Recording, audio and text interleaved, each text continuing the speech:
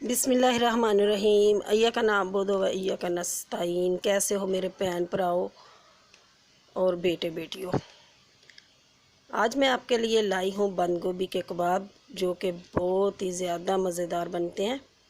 जिसके लिए ये एक अदद आलू है, उसको उबाल के मैश कर लिए, और ये प्याज है, वो परात में बंद गोभी थी, और ये 2 से 3 चम्मच बेसन और 2 चम्मच कॉर्नफ्लावर, सूखा धनिया, और ये मसाले हैं, ये हरा धनिया। सबसे पहले गोभी को कद्दूकश करके या बारीक बारीक काट के उसको मैंने नमक लगा लिया, और आलू उबाल के उसको मैश कर लिया, और नमक लगा, थोड़ा सा आधा टीस्पून नमक लगाया, और उसको थोड़ा सा मसल के और उसका पानी सारा निकाल लीजिएगा। ये देखें बिल्कुल नरम हो गई है। अब इसका पानी निचोड़ के तो बंद गोभी इसमें आलू में शामिल कर दें। ये देखिए कितना पानी निकला है। 5 से 10 मिनट के लिए इसको नमक वाली गोभी को पड़ा रहने दें, फिर इसमें सारा नमक पानी है ना निकल जाएगा। और ये प्याज है एक अदद, उसको भी चॉप करके पानी निकाल के मैंने इसमें शामिल कर दिया, और ये हरा धनिया है, ये भी शामिल कर दिया। और अब इसमें जाएगा 3 से 4 हरी मिर्च चॉप की हुई, ये शामिल कर दें। अब इसमें ये साबुत धनिया है, इसको मोटा मोटा कूट लें या हाथ से ऐसे मसल लें। ये है 3 से 4 चम्मच बेसन। बेसन बहुत ज़्यादा नहीं डालिएगा, फिर बेसन का फ्लेवर आएगा।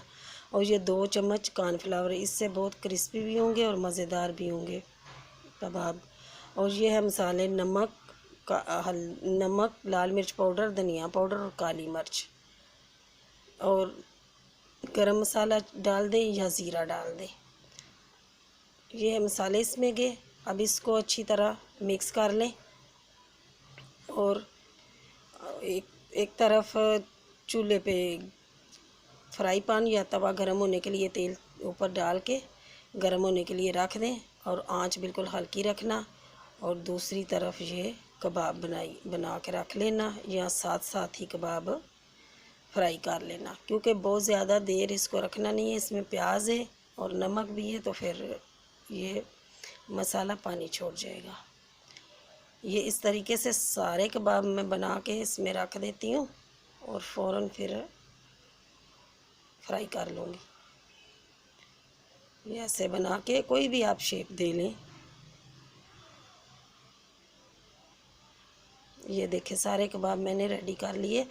अब दूसरी तरफ तवा रखा है, और ऊपर तेल डालिएगा। तेल बहुत ज़्यादा नहीं डालना, और इसको शैलो फ्राई करना है, और हल्की आंच पे करना है, क्योंकि इसमें सब्जियां भी हैं और इसमें बेसन है। अगर आप चाहें तो बेसन भून के डाल लें या ऐसे ही डाल लें, और इसको फिर हल्की आंच पे फ्राई करना है, क्योंकि तेज़ आंच पे करेंगे तो अंदर से बेसन हमारा कच्चा रह जाएगा। बिल्कुल दम वाली फ्लेम रखनी है। एक एक करके ऊपर डालते जाएंगे, और हल्की आंच पे इनको फ्राई करना है।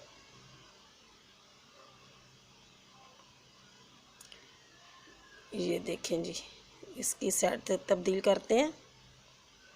माशाल्लाह कितना प्यारा कलर आया। अगर आपको लगे कि इस तरफ से थोड़े से कच्चे आपको लगे, तो उल्ट पलट करके इनको जलाना नहीं है, इनको फ्राई कर लेना, बहुत ही क्रिस्पी बनेंगे।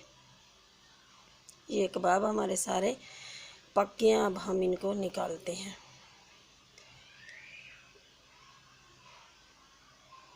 ये बहुत मज़े के बंद गोभी के कबाब बनते हैं। आप एक दफ़ा ज़रूर ट्राई करके देखें।